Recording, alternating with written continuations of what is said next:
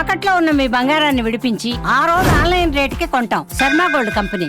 నమస్కారం, సుమన్ టీవీకి స్వాగతం. నేను మానస. ఈ రోజు మనతో పాటు ఉన్నారు ప్రముఖ జ్యోతిష్య పండితులు సుభాష్ శర్మ గారు. వారితో మాట్లాడదాం. గురుగారు నమస్కారం అండి. శ్రీమాత్రే నమః. గురుగారు, రీసెంట్ గా తమిళనాడులో ఒక చేప, దాన్ని ప్రళయ చేప అంటున్నారు, బయటికి వచ్చింది. దాన్ని చూసిన వాళ్ళందరూ కూడా ఆశ్చర్యపోతున్నారు. ఇలాంటి అంటే సముద్రం లోతుల్లో ఉండేటువంటి ఇటువంటి చేపలు బయటికి రావడాన్ని ఏ విధంగా చూడొచ్చు? ముందుగా ప్రేక్షకులందరికీ శ్రీమాత్రే నమః, శ్రీ గురుభ్యో నమః. జ్ఞానినాంనపి చేతాంసి దేవి భగవతి సా బలాయ కృష్ణమోహాయ మహామాయ ప్రయశ్చతి. ఇక్కడ ఎప్పుడైతే ఈ యొక్క సృష్టిలో భూకంపాలు, సునామీలు లేదా ప్రళయాలు ఏదైనా వచ్చినప్పుడు కొన్ని సంకేతాలు రావడం జరుగుతుంది. ఏదైతే వచ్చేటప్పుడు ఇలాంటి సంకేతాలు ఎలా వస్తాయనంటే, ఎప్పుడైతే ఈ యొక్క తమిళనాడులో వచ్చినటువంటి ప్రళయ చేప అనేటటువంటి ఎందుకు వచ్చిందంటే, సముద్రపు చాలా లోతులో ఉండేటటువంటి చేపలు ఇవన్నీ కూడా. ఇది చాలా అంటే ఒక లబ్బర్లా ఎలాగైతే సాగుతుందో అలా ఉన్నటువంటి చేప. ఇది వెండి రంగులో ఉండేటటువంటి చేపగా, అంటే ఎండ తాకిడి పడితే ఇది ఒక వెండి ఎలాగైతే మెరుస్తూ ఉంటుందో అలా మెరిసేటటువంటి చేప ఇది. ఇది చాలా అంటే ఇలాంటివి దొరకడము, బయటపడడం చాలా అరుదు.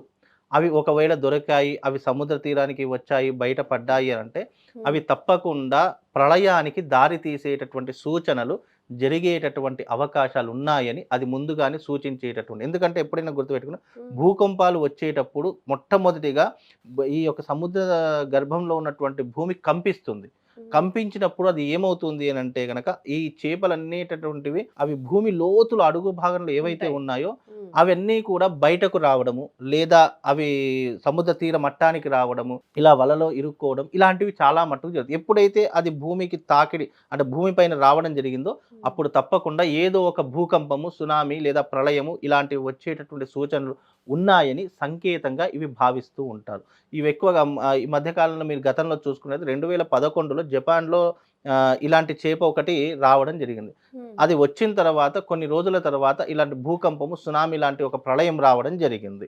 అంటే అప్పుడు చాలా మంది ఏం విశ్వసించారంటే, అంటే ఇలాంటి అరుదైనటువంటి ఈ మత్స్యం ఏదైతే ఉంటుందో ఇది భూమి మీదకి రావడం వల్ల ఏదో ఒక ప్రళయం రాబోతుంది అని సూచికగా ఇలాంటి ఒక నియమం అనేటటువంటిది ఏర్పడింది.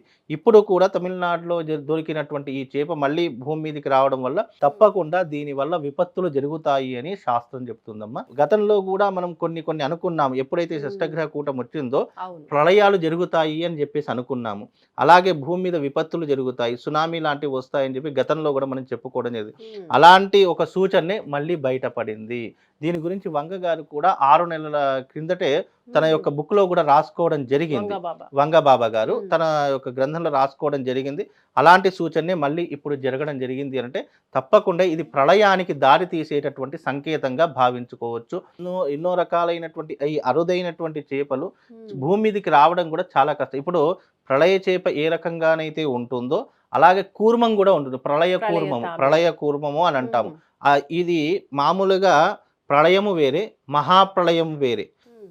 ఇప్పుడు ఈ వచ్చేటటువంటి ఈ చేప ఏదైతే దొరికిందో ఈ యొక్క చేప దొరకడము మహాప్రళయానికి దారి తీస్తుంది. అలాగే ఇంకొక కూర్మము కూడా ఉంటుంది, అంటే ఈ యొక్క తాబేల్ లాంటి కూర్మము, అది కూడా మహాకూర్మము అని చెప్పేసి ఉంటుంది. మహాప్రళయ కూర్మము అని చెప్పేసి ఉంటుంది. అది సముద్రములో అది అసలు ఎవరి కంటికి కనిపించినటువంటి కూర్మము. దాని వయస్సు కూడా ఎవరు కూడా గుర్తించలేనటువంటి కూర్మము.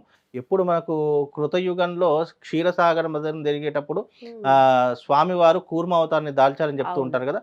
ఇలాంటి మత్స్య పురాణంలో కూడా కొన్ని సంఘటనలు మనకు చదివితే గనక అర్థమవుతుంది. అంటే మహాప్రళయ కూర్మం కూడా ఒకటి సముద్రంలో దాగి ఉంది.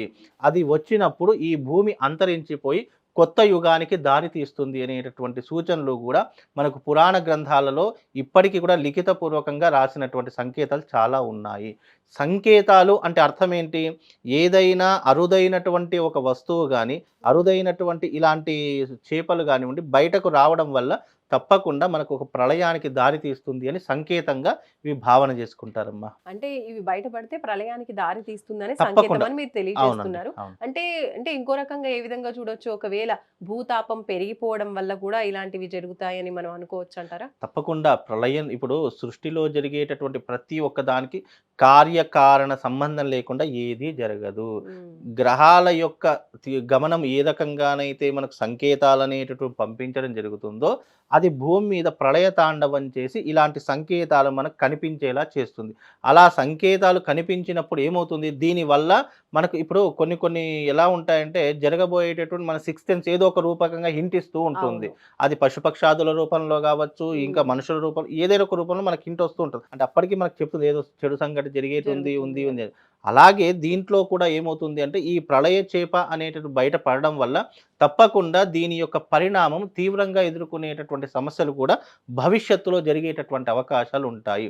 ఇంకా రాబోయే 3 నెలల్లో తప్పకుండా మన యొక్క ఈ యొక్క భారతదేశానికి ఒక ముప్పు అనేటటువంటి తప్పకుండా జరిగేటటువంటి దాఖలాలు కనిపిస్తున్నాయి. ఆల్రెడీ మనం గతంలో భారత్ పాక్ మధ్య యుద్ధం జరిగింది.